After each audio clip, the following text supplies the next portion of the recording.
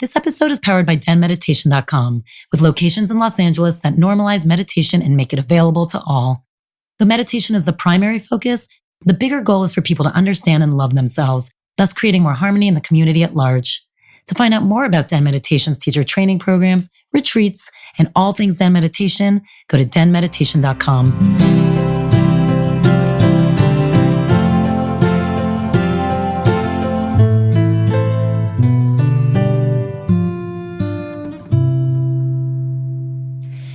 Okay, so I'm sitting with Thom Knoles today. He's a preeminent master teacher, a Maharishi of Vedic Meditation. He's personally taught over 10,000 students around the world. He's a thought leader and celebrated speaker on the relationship between quantum physics and human consciousness, the cognitive sciences, and the potential of the brain and the health of the body. Thom became an acclaimed teacher of yoga and meditation before the age of 20. Can you believe it? What did we do before the age of 20? He learned under Maharishi Mahesh Yogi, who became Thom's personal mentor and his predominant spiritual and educational influence. He traveled with him throughout India and Europe. He's worked in the Himalayas, developing a foreign aid-funded Vedic university to preserve the Nepalese Vedic knowledge and culture. He's had a key role in major meditation for peace teaching project in the Philippines during the People Power Revolution. That actually culminated in 60,000 new meditators in Manila. He spent most of his time living in Australia, where he not only worked with a lot of corporations, but co-funded and co-managed a meditation-inspired private high school in Sydney. I could go on and on about his awards and qualifications and incredible things that he has done, but let's just chat with him because he's here and you can hear it for yourself.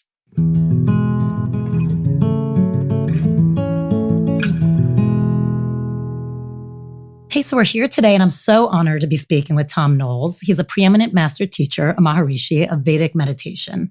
He's personally taught over 10,000 students around the world. He's a thought leader, a celebrated speaker on relationships between quantum physics and human consciousness, the cognitive sciences, and the potential of brain and health of the body. Thom became an acclaimed teacher of yoga and meditation before the age of 20, which is unbelievable. He learned under Maharishi Mahesh Yogi, who became Thom's personal mentor and his predominant spiritual and educational influence.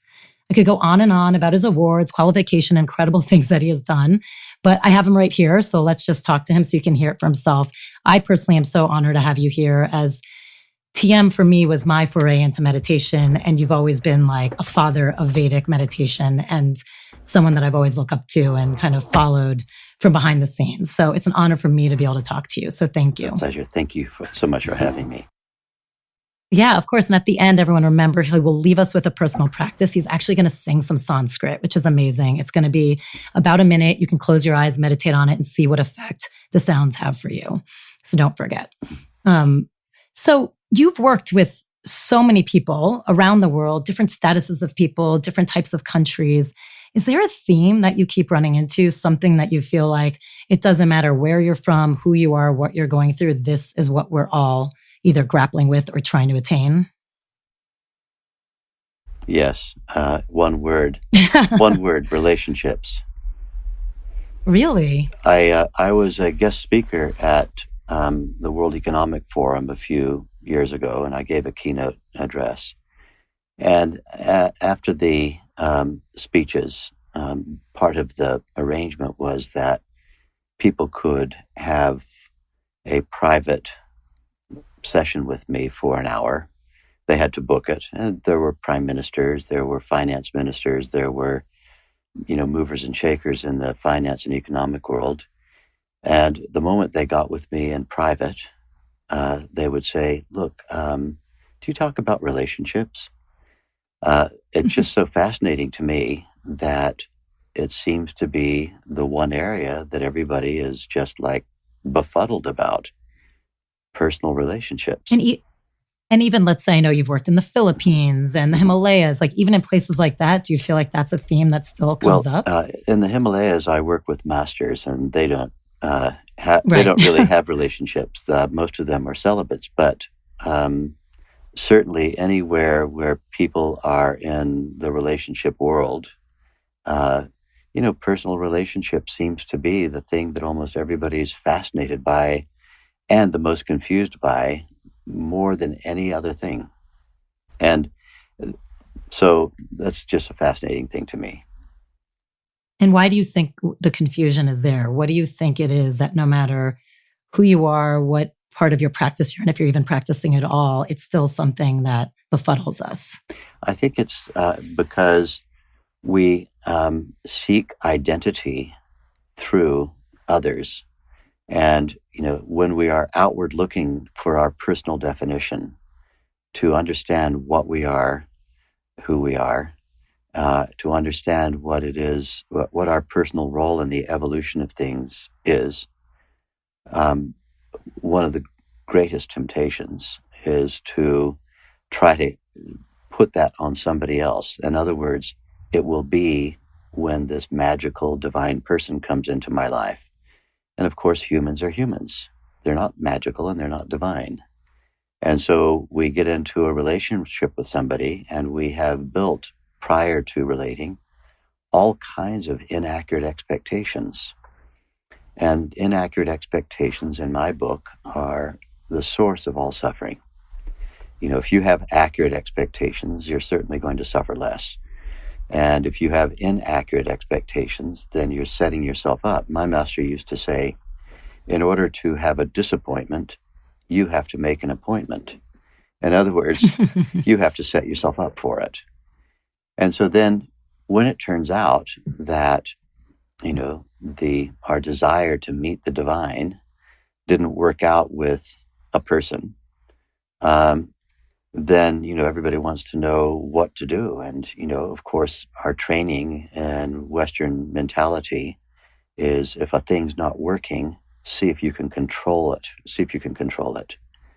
And human beings attempting to control each other, either overtly or sneakily, just never works. And so, as a culture, we have failed gravely in this area because we've lost the basic idea of what spending time with somebody really is in aid of. If somehow we think it's going to be, the great holy grail for us, and, somehow we're going to get a kind of enlightenment if we find this perfect person, we're always going to be setting ourselves up for disappointment. So we need to find our true inner divine nature in our own simplest form of awareness, in that least excited state of consciousness. There it is. The fulfillment field is not held by somebody else who's out there. It's right here inside you. You find fulfillment inside you, and then when you come out from that meditation state, you're taking your fulfillment on an excursion. You're able to take that fulfillment from where it is, which is inside you, to where it is not, which is outside you. So, in short, when we turn ourselves into a big bag of neediness, and we have the idea that, the thing that's going to fulfill the needs is outside me, then we have problems. It needs to go the other way around. Our search needs to be inner, and then awaken the fulfillment deep inside, and then come out and meet the needs of the world with that. Now, I love that you said that. You said, take your fulfillment on an excursion outside. I feel like that is a huge problem for a lot of people. You can do a lot of inner work, even people who are really doing the work. How do you take that self-awareness and this inner fulfillment and actually sometimes meet up against the real world, which can sometimes be a little rough, whether it be a partnership like you were talking about, a relationship, or just something you're going through? How do you keep that when you're not actually in a meditative state? I think that the whole idea of meditation is to find what you find in there and export it into the world outside of your meditation. If that's not what's happening, then, or if that's not a goal of the practice, then all meditation turns into is an escape. And if meditation is just an escape, I don't recommend people do it. I recommend that we engage. So in the ancient text from India, the Bhagavad Gita, which is a conversation between a great master, Krishna, and his student, Arjuna, Krishna says to Arjuna, who is looking for all the answers, you have to step beyond all of this relativity and experience being inside of you. And then he goes on to say, once you've established being, then from there you have to meet the need of the time, perform action. Performing action, meaning, we need to increase our adaptation energy, increase our creativity, increase our intelligence, increase our stamina through the gift of meditation. But it's in aid of going out and meeting demands interactively. You see, if we have a lot of inner capability that we've built through meditation, then when a demand is made on us, we can interact with the demand successfully. And a successful interaction with a demand brings happiness. But if we stay inside, kind of weak, and we're not willing to deal with the world, we don't have, either in our practice or as a goal of our practice, to meet the demands of the world. If we reject the world and say, that's all just a big mass of nothing, I don't really want to experience that because it's nasty and it's not as nice as sitting with my eyes closed, then we're missing the whole point. We'll end up having to deal with daily life anyway. I mean, I love that you said that, because one of the things we deal with here at Den Meditation, we get a lot of people who come in who are going through stuff, understandably, and they're meditating, but they sometimes, and I've said this before on here, look at meditation as this miracle cure, and they just think, like you were saying, if I escape into this world, which feels really good at this moment, I don't have to do anything else. Like, it all takes care of itself. And we always try and stress, like, no, you still have to do the work. So it's actually, I feel like you just said it way more poignantly and in a perfect way. So thank you. But it does bring me to a question of action versus goals versus control. So, I know you've said a few times, and I've loved this comment you make about how your Maharishi, basically said, what are you doing in the world? Basically, what are you doing in the world right now, I think was the statement. And then there's a conversation about letting go of control in the universe, in your everyday, because we all know ultimately we don't have control. How can you reconcile those two things of moving forward and action versus control? I think that the whole purpose of meditation is to transcend that localized and to experience your true deep inner self, which is this vast field of creative intelligence, from which all of your best ideas and thoughts will come. And so then, having that as your inner identity, it is that field that is now using your body, your intellect, your mind, its localized instrument, as an agent of progressive change. And so let the field operate through me, and then I'll bring this individuality to bear in whatever way is the most efficient, rather than my small self is going to get out there and, make a name for itself. I'm going to get stuff done. I mean, we see far too much of that, even in our leadership pyramid right now. It's not about the individuality. It's about the individual having, through direct experience of that inner state, having a spontaneous surrender to that vast cosmic intelligence. And we're not talking about, belief in God. When I say cosmic intelligence, I mean that there's an intrinsic field, a unified field, that is everywhere. And when we meditate and we de-excite, we identify with that place. We identify with that layer. And then as we keep practicing every day, what happens is that layer begins to channel through us our motivation, our energy, our creativity, our ideas, even our desires for things that are harmful to ourselves or others begin to melt away, and our desires to spontaneously move in the direction of the sustainable, to move in the direction of that which innovates, that which is creative, that which maintains the functioning of the laws of nature. This starts to take over. So, individuality has this idea that, I have to control stuff. And, if people are control freaks, well, they better not sleep at night, because when they fall asleep, they're not controlling anymore.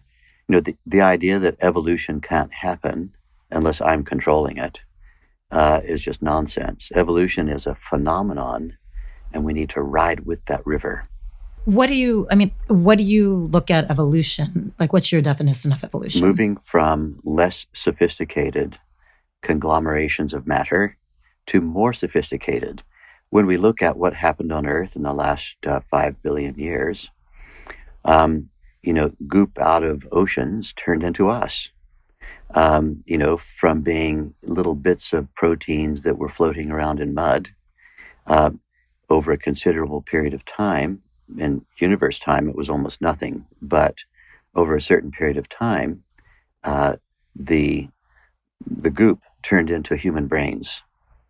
And here we are looking out at the universe. Now, we are a part of the universe. This is the universe making itself conscious through us. So from less sophistication to greater sophistication, moving in the direction of elegance. An elegant assembly of self-referral. Why are we so fascinated by this universe we live in? It's because the universe is fascinated about itself, and it needs a mechanism through which to experience. So when we talk about, there may be life on other planets and so on, we have such a fascination with that. It's because we want to be certain that underlying our desire to find out about exobiology, we want to be certain that there's a theme in what nature's intelligence is up to. It's trying to create nervous systems everywhere out of particles. And so, there's a problem that biologists don't like to talk about, but, they're being forced to look at it now. If we agree that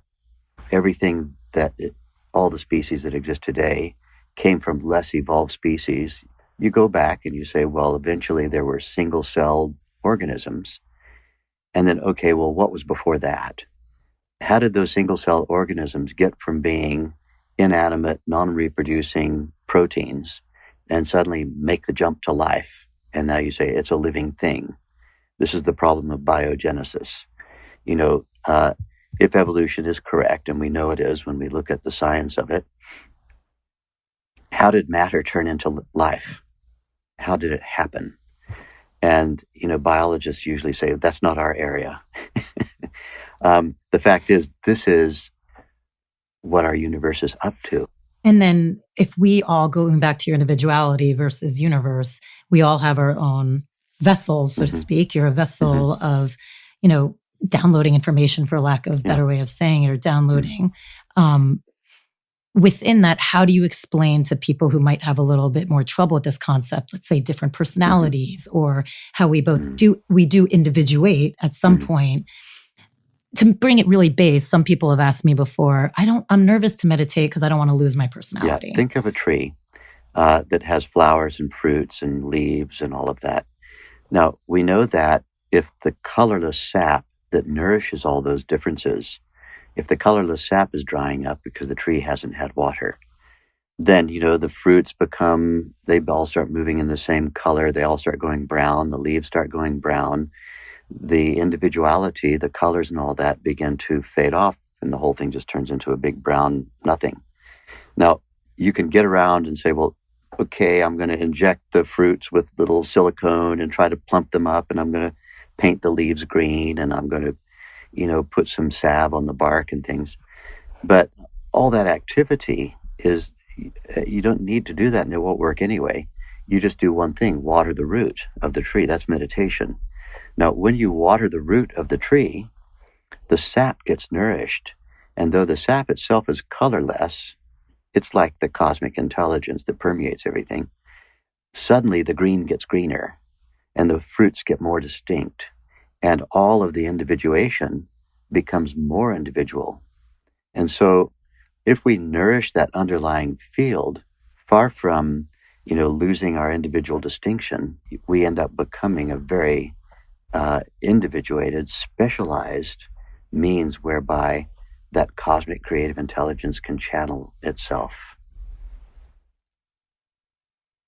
Do you, in your practice, Do you speak to the universe? Do you feel like you have that? I know obviously Vedic, we haven't really talked about it. Hopefully people know when we can go back and really get into it. Mantra based, you have a personal mantra. How do you go beyond do you go beyond just that practice in your daily practice? Our idea about speaking to the universe in my tradition is that it's a waste of time. And I'll tell you why. There's a great analogy in the Upanishads, and it's a long story, but I'll shorten it. So there's a general, and there are a bunch of enlisted men in an army, and there's a sergeant who is the interface between the general and the enlisted men. And the general says to the sergeant, "Hey, Sarge," of course, this was all in Sanskrit, so I'm kind of making it English, American English. "Hey, Sarge, take the men up that hill, trim a few trees, build some fortification there, put the tents up there, because from that place we can see 360 degrees around the whole territory. Now go." The sergeant looks like he's in a kind of a reverie. And then he wakes from that and he says to the general, "General, sir, I have a great idea. May I tell it to you?" The general says, "Okay, but make it quick." And the sergeant says, "I had the most astonishing idea. My desire. I could take the men, march them up the hill, trim a few trees, build a fortification, put all the tents up there, because you see, sir, from there we could see 360 degrees.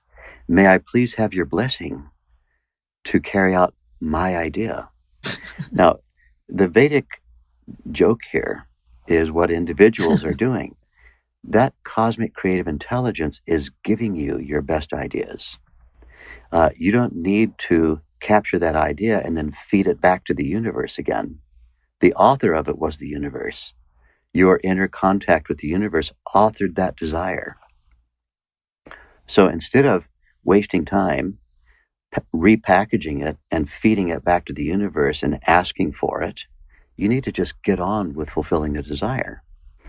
How do you differentiate what is the actual, like the desires that, like you said, are coming down from the universe versus something that's your brain overworking? So, let's make it extreme. A heroin addict lying around on the street out here in Manhattan, he gets a desire for another hit. Clearly, if he follows the charm of that, he's just going to get worse. So we have to say that there is an essential prerequisite, and that prerequisite is that every day, and in our tradition, it's twice every day, once in the morning and once in the evening before the rest of the evening goes by, you need to let go of your individuality, transcend that, and experience that unboundedness where you stop thinking. Then you come back to activity again. And when you're doing that regularly, you're creating a clear channel to that unbounded field, which is pushing the process of evolution. And by regular, systematic contact with that inner quiet field that's deep inside you, then spontaneously your reckoning about what needs to be done is now becoming your individualized. You're the narrow end of a funnel. A funnel is very wide at one end and it's very narrow at the other end. The narrow end is the applied end and the wide end is the catchment end. So the inner part of you, which is the catchment, has to be open to that unified field of creative intelligence, and then that will feed into that. But if we're just like leading everyday life and, waking, dreaming, sleeping, eating, doing workaday stuff, trying to earn enough money to pay our rent and things, and then somebody says, look, the cosmos is guiding you, there's no evidence of that because, their body is stressed, filled with stresses, and perhaps many of their desires are being driven by stress or fear or anger or sadness or just wanton mania. So, in order to qualify oneself to be the means through which that cosmic creative intelligence is operating, we have to learn how to step beyond thought. Otherwise, we're just left with our own individuality trying to think up stuff. I think I should do this. I think I should do that. And, I spoke to one person not too long ago, and I'm going to make this person sound as if they're dumb, but really, this is a very common thing. I said, so what are you doing in your life? And she said, well, like I'm, into philanthropy. And I said, that's fantastic. What's your area? And she goes, well, I can't stand the idea of kids suffering. And I said, well, that's very heartfelt. Is there some particular area where kids are suffering and, you want to bring an end to that? And she was going like, well, like wherever it's happening. And I just thought, well, okay, that's big, wherever it's happening in every neighborhood. It's happening in every country. It's happening absolutely everywhere. For us just to kind of, hook into something and say, I think I should be doing this. What we need to do is broaden our inner context. We need to take our awareness to that place and then discover. From there, we'll discover. From that quiet place inside, we'll discover what is and here's a Sanskrit word, dharma, Dhamra. Dharma means my personal role in the evolution of things. What is it that I'm where will I be able to serve best? Not based on sitting around and doing logical thinking only, but, allowing that deep inner silent field that's inside you to inform you and to guide you into that which is going to be the most effective use of you. Because days and nights are passing, these bodies don't last forever. We need to be as effective as we can be. To change the world must be a cooperative enterprise. Hey, sorry to interrupt. I want to talk about our next DENtalks live. We are so unbelievably lucky. We have Sean Korn. She was one of the first internationally celebrated yoga teachers. You know how we know everybody on IG now? She was literally one of the first that everyone started talking about. And she is just known for activism. She actually started off the mat and into the world. And since 2007 has taught so many leaders of activism to bridge the gap of injustice around the world. She's incredible. She sells out wherever she goes. So this interview is going to be great. It's January 24th. That's a Thursday night at 7 p.m. Don't forget what comes with that. I promise it'll be an in-depth conversation. Also a Q&A for you guys to have your own chance to talk to her, and a personal practice. And don't forget, when she practices, she sells out. So this is a really unique opportunity. And per usual, we'll have some wine and cheese, snacks and drinks afterwards so we can all mingle and just hang out. This is incredible. I can't express how lucky we are to have her. I hope to see you there. I want to go on the personal side a little bit off of this. How did you, by 20, you were a master teacher. How did you were raised, let's go back. So you were raised military, right? Air Force dad? I grew up on Air Force bases in war zones. I mean, that's a lot. And you were, and also didn't you have someone was like a senator in your family too? Was there a lot of pressure? My father became a general and his father was a senator. So there was no pressure. These were intelligent guys. And when it was clear as to what my aptitude was going to be, and of course, I had a lot to do with that clarity. As it became clear where my aptitude was going to lie, obviously I wasn't going to follow in my father's footsteps and become a combat fighter pilot, as kind of sexy as that sounds. But mentored by my grandfather and my father, and I do have to give them credit, they trained me that, if you're going to do a thing, you do it and excel in it. Excel in it. And so when I met Maharishi Mahesh Yogi as a teenager in the United States, he was traveling through the U.S. I had already read Yogananda's book. I had learned some of the techniques from Yogananda's organization, Kriya Yoga. I was ready for a personal guru. And then I met him. I met Maharishi. Now, did you seek him out or did you randomly meet him? It was I was seeking in general something more, but the moment I met him, I knew he was it. Now, you said you had a lot to do with the clarity, like your dad and grandfather knew you weren't going to go in the same path.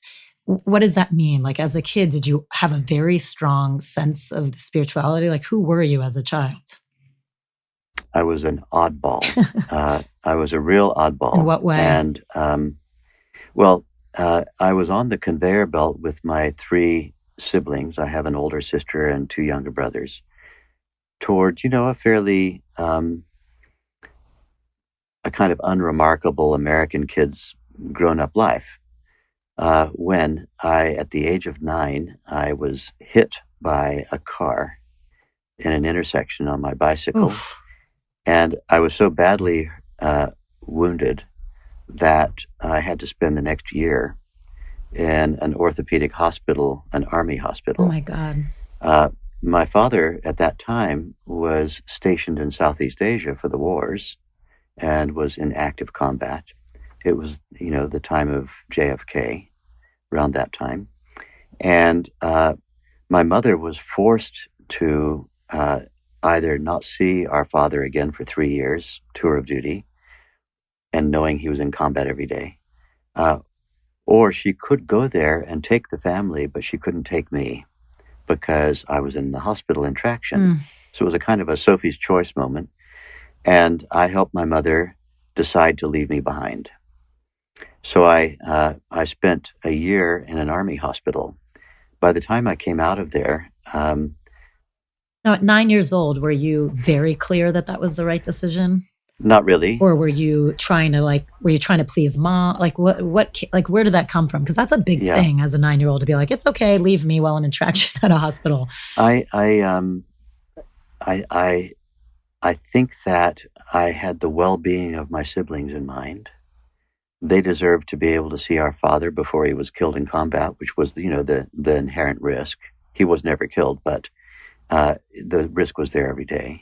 My mother deserved to be able to see him, instead of being a Air Force wife 12,000 miles away from the war zone. And the Air Force was providing, accommodation for families fairly close to the combat. And I just thought, I can handle this. I don't think they're all going to handle not being there as well as I will be able to handle this. And so I made the choice for her. And so then for a year, I was in a ward with 9 other people. They were all soldiers who had come back from Southeast Asia and who were in an orthopedic hospital getting arms amputated and prosthetic limbs put on and missing eyes and bullet wounds and things. And, these guys were all in their 20s. The oldest of them was probably 28. And I was the only child in the entire hospital. And so I was, I got a very quick education because I was constantly listening to them talk to each other. And I think by the time I graduated from a year in an army hospital, and then I was shipped off to Southeast Asia to rejoin my family, I was already kind of a man, and I was just turning 10. So I didn't relate very well at school. The U.S. Defense Department didn't have very well organized schools. So my father said, you'll read encyclopedias. And I read the World Book Encyclopedia and the Britannica Encyclopedia, and he tested me on them every week. There were certain weeks where I was very good with anything that started with M. And then other weeks where I was fantastic with anything that started with Q. But having read encyclopedias backwards and forwards instead of going to school, I suddenly, I had a maturity about me that wasn't reflected back in school environments.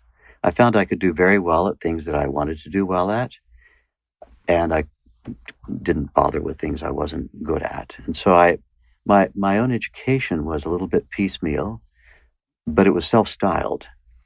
And by the time I was 17, my father was promoted to general, and we moved to where he worked then in the Pentagon. um, we were in Washington, D.C. I was really on my own path, and I was big on reading. I came across Yogananda's book, read that, and as soon as I read that, I thought, this is me. Wow. This is what I need to know. I need to go to India. And so it was not long after that I commenced my training with Maharishi. And I was with him and studying under him and training with him for 26 years. It sounds like you've had a lot of amazing fathers in your life. I mean, that's really... I think that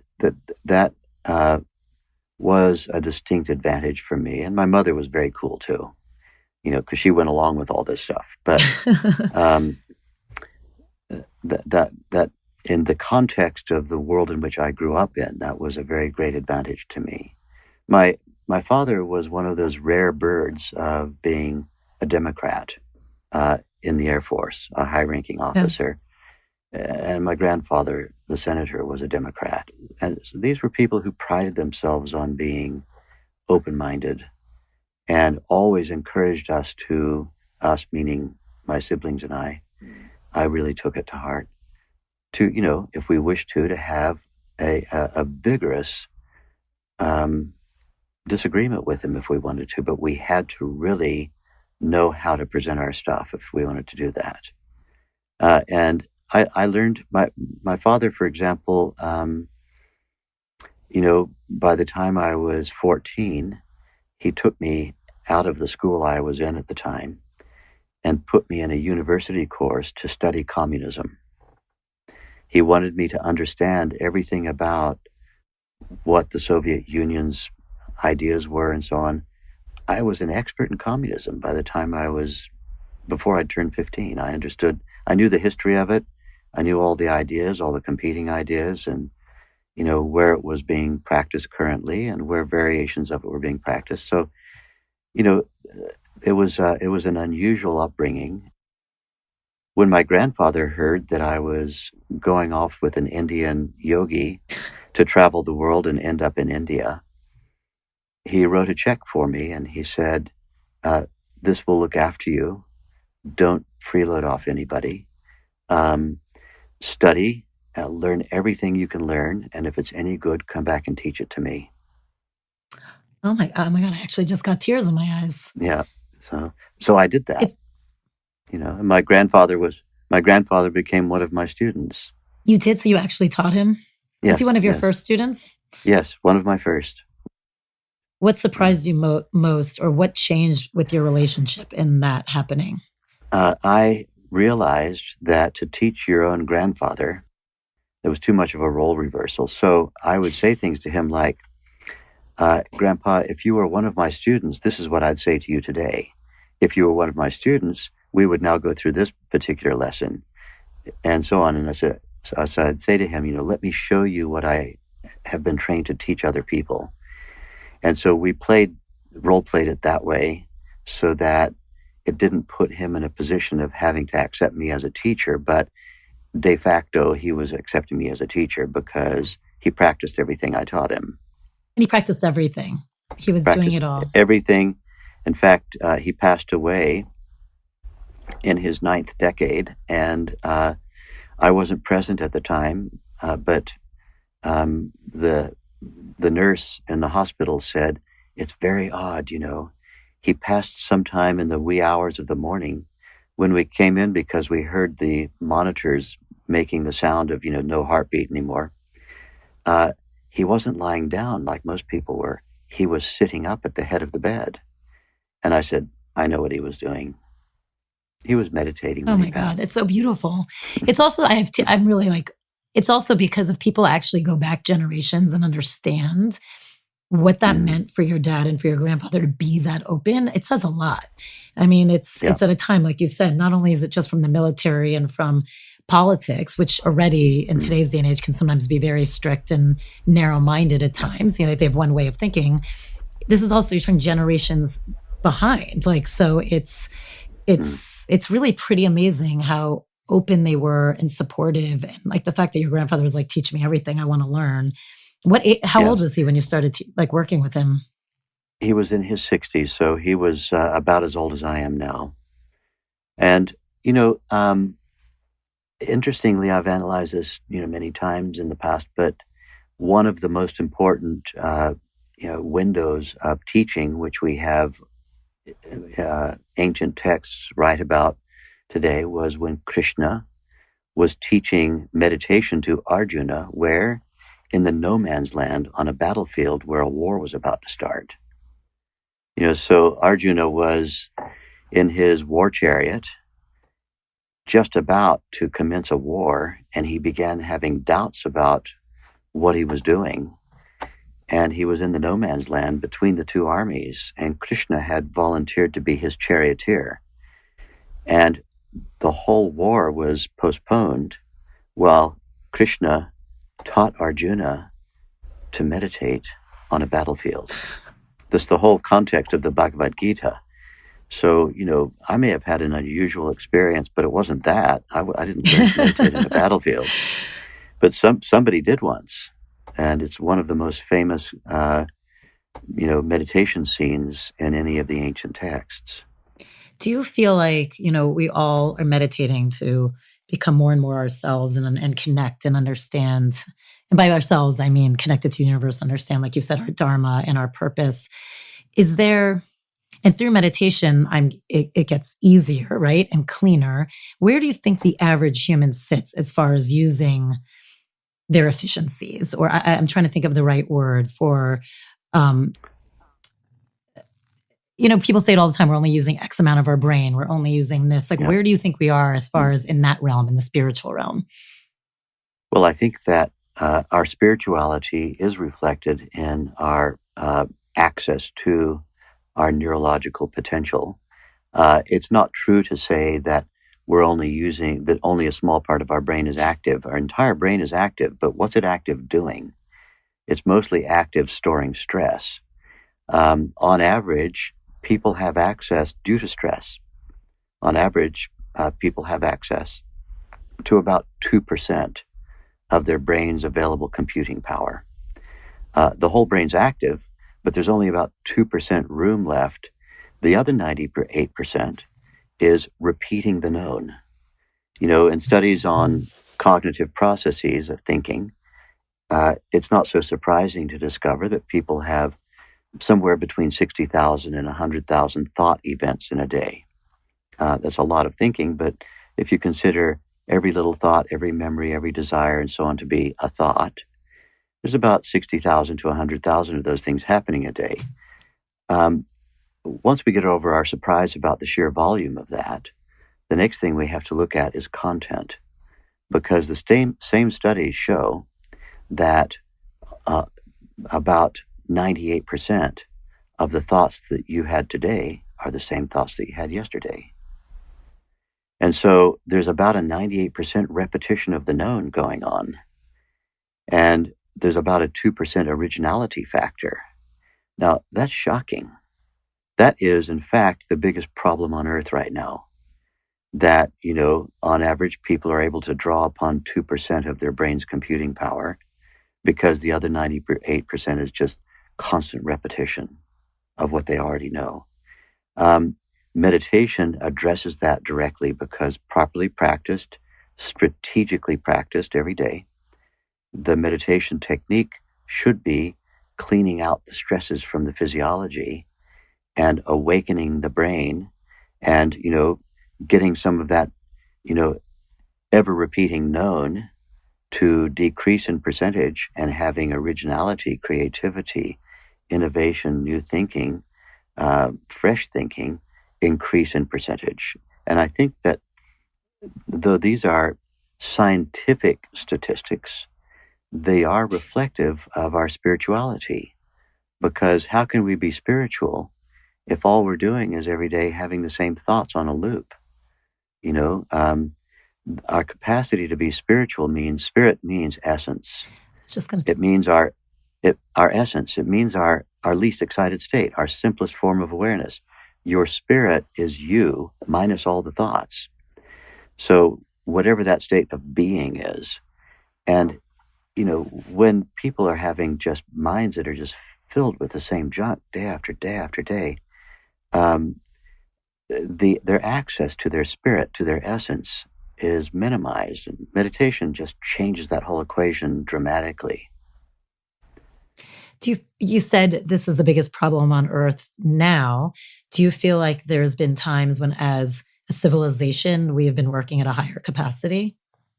There's no question about it. I'm in New York City right now, and when I walk through the streets, you can see buildings that are just absolute genius.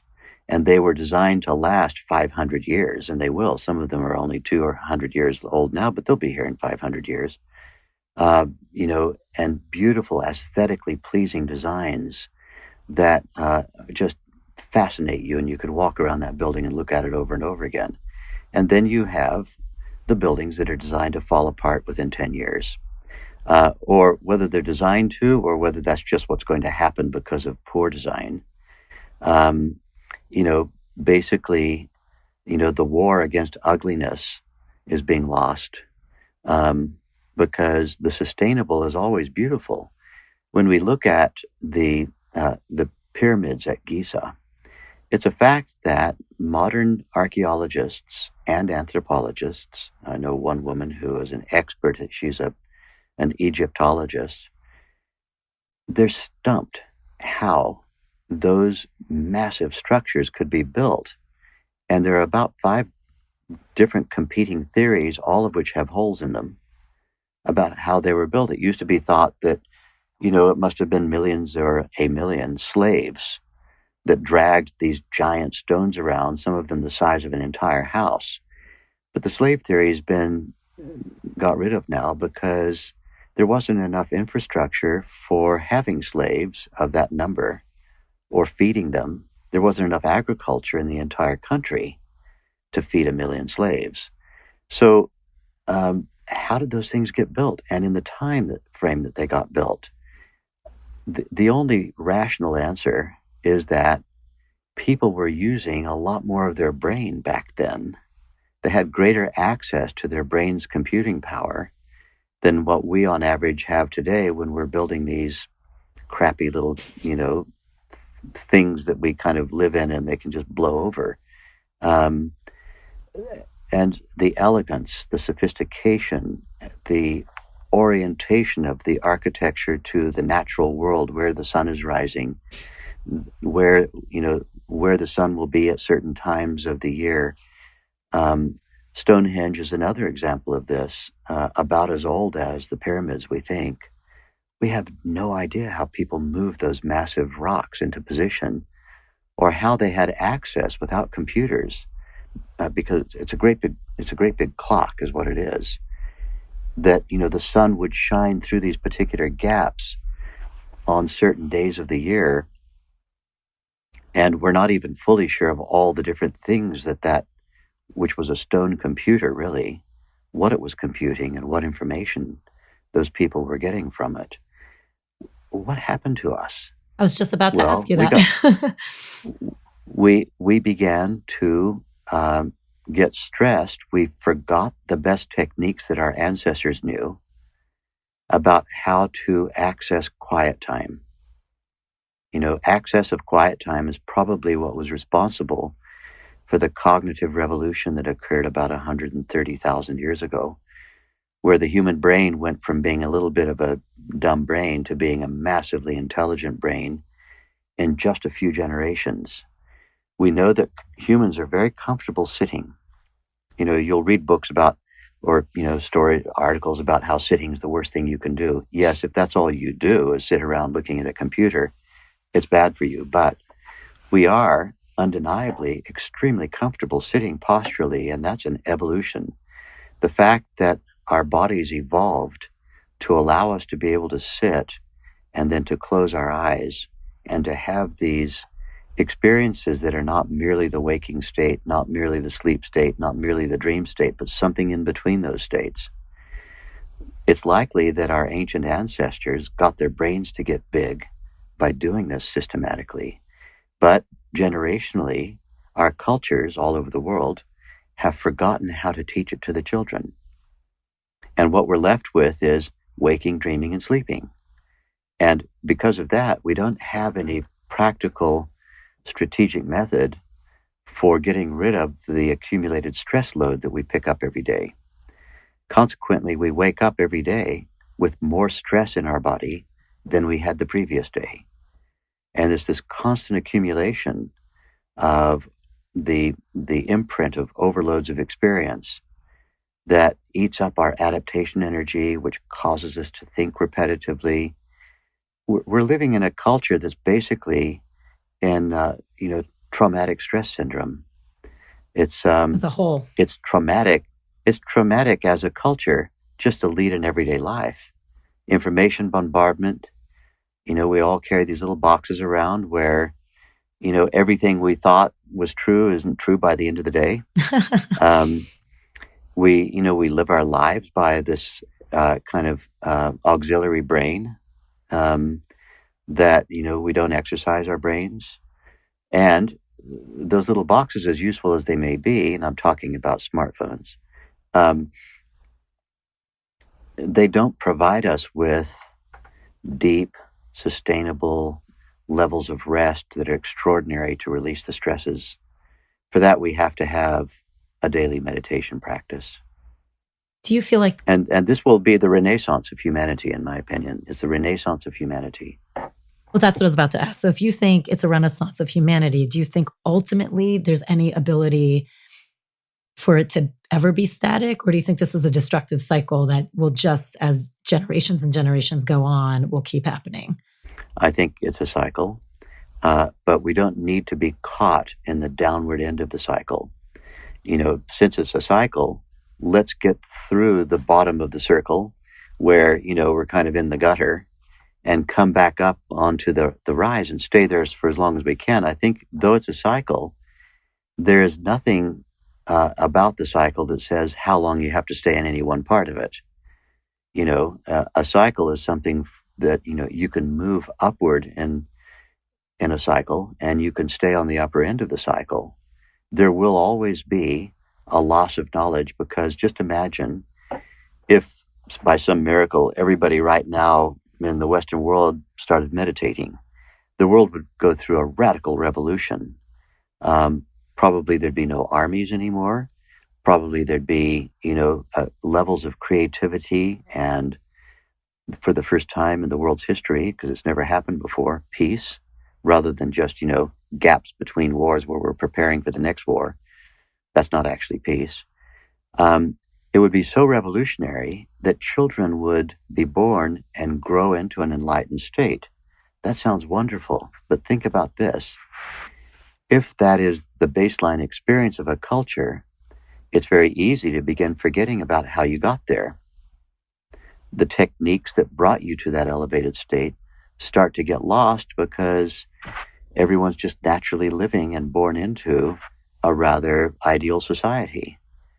So then what happens is it only takes one generation of people who don't lead an absolutely ideal life for every generation after that to go onto the slippery slope and get back to the bottom of the cycle again.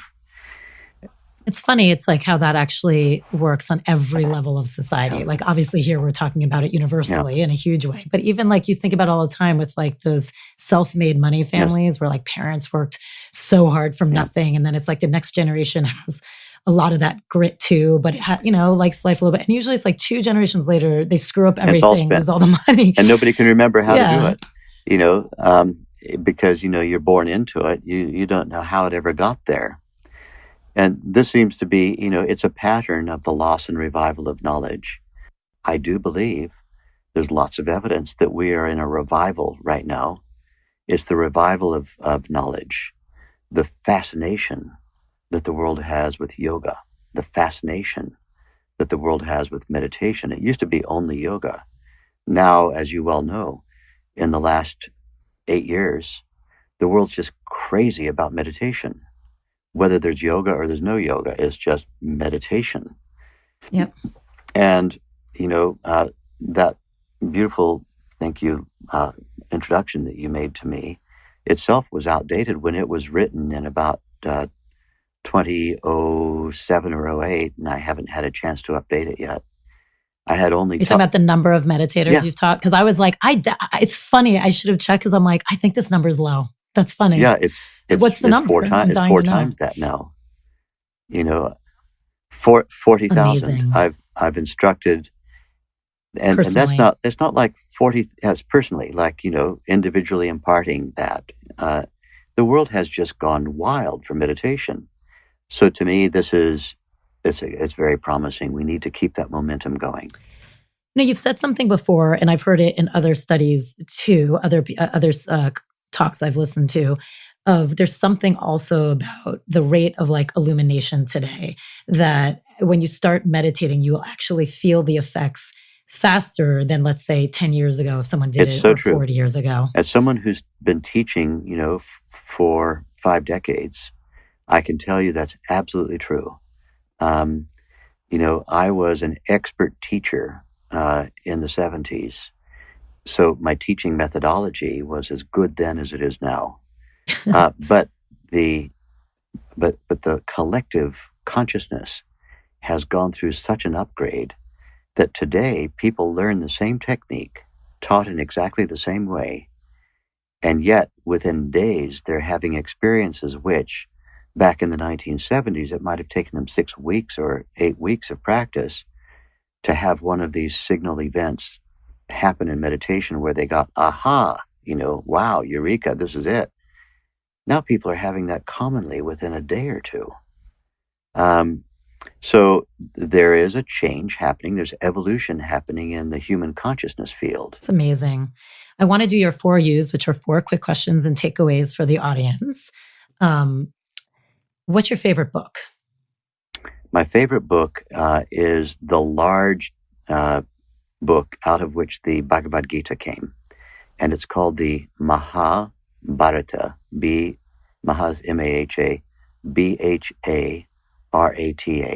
And I particularly like a translation by a man who is brilliant with English, but translates from Sanskrit, Ramesh Menon.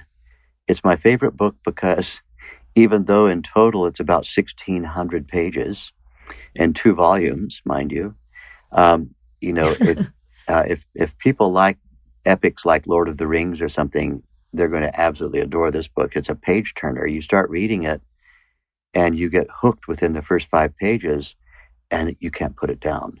So the Mahabharata, because it's That's the amazing. history of the spiritual, the spiritual renaissance through which India went 5,000 years ago during a time of war.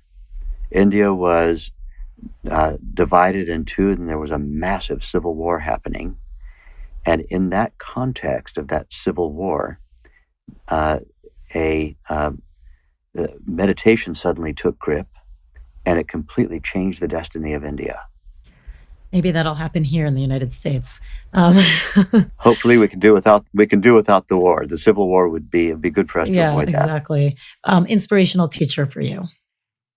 My own guru, Maharishi Mahesh Yogi, a scientist, a philosopher, extremely kind and sweet, very disciplined all at once. He was just an amazing figure, and of course, I'm not the only one who thinks so.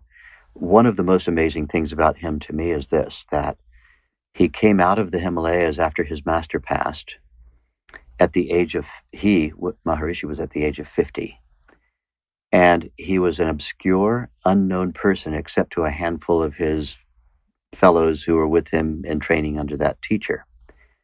From the age of 50 to the age of near about 100, he built a worldwide movement of Transcendental Meditation that millions and millions and millions of people came to learn to meditate. For anybody out there who's thinking, oh, I'm already 30 or I'm already 40 or I'm already 50 and I haven't, done the thing yet, my teacher built a world movement starting from nothing at the age of 50. That's incredible. And, changed the way the entire world thinks about meditation virtually single-handedly during the 50s and 60s. I mean, I always think of him arriving in Los Angeles in 1958. And, this was the time of crew cuts and bobby socks and, loafers. And Los Angeles was a very conservative place. And here comes this Indian guru with long hair and a long beard wearing robes saying, I'm here to bring meditation to you. And, people were listening to Elvis. How that turned into what it ended up becoming, which was having millions of followers, it's a credit to his amazing capacity to make the knowledge relatable to people. Which is what being an incredible teacher is, because you can know everything, but to be able to translate it and affect people with that is it's just a whole different thing. Yeah, I think there's a big difference, to use the language that I use, the big difference between simply being or merely being a knower of reality to being someone who can expound it. So I would call that an exponent, someone who's an exponent of that truth. You're not just shouting from the rooftop saying it's a great view, you're able to hand down the ladder. It's amazing. And it's fun. I know people can't see you. I can. Your eyes literally brighten. Not that they're not already bright already when you talk about them. It's really sweet. What's your favorite movie? I'm a little torn, but I have to say I love Carl Sagan's screenplay. He's the writer of that book Cosmos, and he wrote a screenplay which was put into a movie after he passed, entitled Contact. I love that movie. And, it stars Jodie Foster, and she does a fabulous job acting, and Matthew McConaughey is her co-star. It's a movie that I think is deeply underrated. I don't think it did fabulously well at the box office, but for anybody who's interested in gaining a cosmic perspective, I recommend, some old movies like that, and it must be, 30 years old, you get enthusiastic about it and then you play it back to somebody who you want them to see it and you think, oh, this was a mistake. It turns out it was corny. But this movie actually stands the test of time very nicely. It holds up. The concepts in it are amazing. I agree. I love that movie. What is a helpful, you are the man to do it. What's a helpful tip for a valuable meditation, for someone to sit down and really have a great meditation? I think don't be afraid to start wherever you start. Some people's first contact with meditation is through an app. Some people's first contact with meditation is just something they try themselves. But as you progress through getting up to a level of regular practice, you do need, in my opinion, to have a personal instructor who really knows what they're talking about. Someone who can take you from, A to Z really fast. Because we want to have a maximum number of years in our fully developed state. We don't want our fully developed state to arrive, as a preparation for death. we want to live in that fully, and the world needs you. And so there's no question that having a personal mentor is an important element of excelling in anything. So having, at whatever level people are either curious about or dabbling a little in or starting to become serious about a regular daily practice of meditation, there does come a point where you need to be in contact with somebody who is a recognized world expert on the subject and really get it moving. A coach. Before we go, I want to also chat about, even though it's a huge topic, but at least let's get it started, just about happiness. I feel like it's the one driver that gets people to meditation in the first place. Like, why am I not happy? And I think off of the conversation we're having, with all the stressors in today's life and how difficult it is, like you said, we're using so much of our energy on stress. What do you think it is that why do you think that is, A, the main goal, and B, why do you think it's so difficult to attain? It's because people put their faith in things that are going to change as being somehow the thing that brings them permanent happiness. Everybody, when they were a little kid, there was some point at which they wanted a toy of some kind, and they were obsessed by it day and night. And finally, if the toy did come, it's astonishing the speed with which it just ends up leaning against the wall over there and forgotten, because the mind moves on to the next thing. Now I want a bicycle. And, the bicycle, if I can just get a bicycle, it's going to be the answer to everything. And then bicycle comes, and the bicycle sitting over there leaning against the fence with cobwebs and rusting after a short time. Next, it's, well, let's try relationships. I need to have an absolutely fabulous person in my life who is, the answer to my prayers. And I'm sure they're out there. I have a soulmate. If I just find that person, then that person is going to be the magic thing and it's just like the bicycle. You get into a relationship, and if you were actually thinking that a relationship was going to make you happy, you see, relationship just turns into a showcase for whatever your consciousness state is. So if there are two people living abject suffering and misery, and they start relating, now there's going to be a showcase of that. The relationship is a showcase of that suffering. Relationships can't make you happy. If you are happy and you get into a love alliance, this is a word I prefer, you get into a love alliance with somebody, it's an alliance. That means you have a shared mission. A relationship to me is just like some old rusty ship. You hop on this thing, it moves away from the shore, and man, you better like it because it's a long swim back in. And especially if you were banking on it to bring you happiness, sustainable happiness or sustained happiness, it can't do that. You have to bring happiness to the relationship. And then, to answer your question, placing our faith in there's a thing, an experience, a person, whatever, and it's out there. And when I acquire that, I'll have my sustained happiness. We end up getting disappointed. And this regular disappointment is so demoralizing to us. And there's a very good reason why we're not going to find fulfillment or happiness out there, because it's not out there. It's in here. It's inside you. But you have to learn how to step beyond thought to experience that bliss. Once you acquire it inside here, you then export it to the world. So rather than being an importer of happiness by getting stuff and putting it into your awareness, you need to become an exporter of happiness by discovering it at the source of thought deep inside you. And then you live your life and you're just radiating that happiness everywhere you go. And every single one of us is born with that essence of happiness. That's right. Correct? That's our source. That's the place where all of our thoughts are coming from. The source of thought, the fountainhead from which all the thoughts are bubbling up, itself is a vast, unlimited field of pure creative intelligence and happiness. It's deep inside everyone. Do you have one piece of life advice for everybody? I mean, you've already given so much in this, but if you could say, this is the one thing, if I only had one sentence to tell everybody, this is what I would tell them. Stop waiting. Transcend where you are. Step beyond what you're experiencing. Go where you are not. That ever-repeating known is the dangerous place. The unknown is actually the safe place. Embrace the unknown enthusiastically. Learn to interact with that which you've not yet experienced, rather than falling back on what's known and make it repeat and repeat and repeat in order to try to get happiness.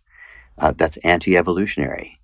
We have to learn to go to the safe place, which is the unknown.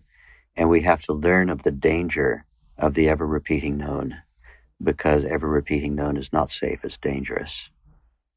I love that you say the safe place is the unknown, because so many people struggle with that. And I've always said too, even the known over and over again is still the unknown. So every day you're living in an unknown. Mm-hmm. So you might as well, like you said, go forward into the unknown and embrace it and watch how things start working for you versus being afraid of it while you're keeping yourself in a world of the unknown anyway. Yep. You're just not actually, your energies aren't aligning. Exactly. We want to We want to have enthusiasm about new and fresh experience. We need to develop that enthusiasm and get on with it, otherwise we're going to get stuck in a rut.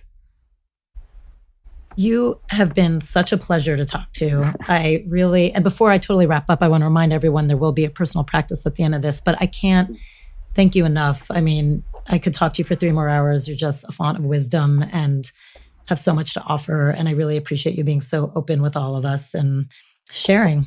It's my joy. Thank you so much. And now he's going to lead us in his personal practice. So what I'd like everyone who's listening to do is to let the sounds of what I'm going to sing affect them in a spontaneous and innocent way from your least excited state. Just sit in your least excited state. And what I'm going to be singing is something that's very personal to me about the great wisdom and knowledge that came to me from my tradition. But the sounds are structured in such a way that, as everything in traditional Sanskrit, is designed to create a life-supporting effect in the listener. So we just close our eyes, let the mind be easy, and let the sound have its way with us. Ainkara rinkara rahasya yuktam Shrinkara kutarta mahavibhutyam Omkara marma pratipadinibhyam Namo namaha Shri Guru Padukabhyam Loka Gyana Payora Patanduram Shri Shankaram Sharmadam Brahmananda Sarasvatim Guruvaram Dhyayami Jyotirmayam Jai Gurudev. Take a few moments and then open the eyes slowly.